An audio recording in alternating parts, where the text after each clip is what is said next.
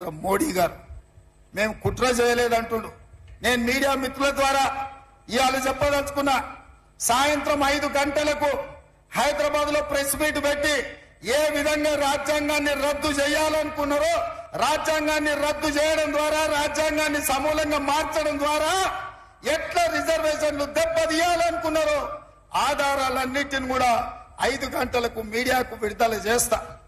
దేశ ప్రధానమంత్రిగా అబద్ధం చెప్తున్న నరేంద్ర మోడీ గారు, మీ స్థాయికి మీ హోదాకు ఇది తగదు. ప్రధానమంత్రి గారు, మీరు మీ పార్టీ 2000 సంవత్సరంలోనే రాజ్యాంగాన్ని సమూలంగా మార్చడానికి కమిషన్ ను నియమించును, మీరు గెజిట్ నోటిఫికేషన్ ఇచ్చును.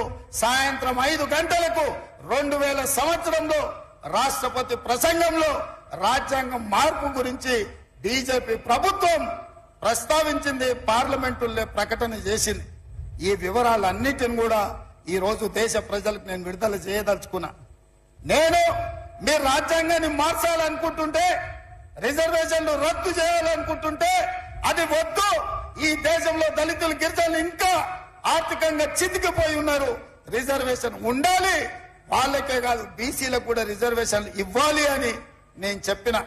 దానికోసం నా మీద కేసు పెడతావా? ఆ కేసులకు భయపడతానా? నేను 20 ఏళ్ల నుంచి ఎన్నో ఒడిదుడుకులను చూసినా, ఎన్నో ఆటుపోట్లను చూసినా. ఇవాళ మీరు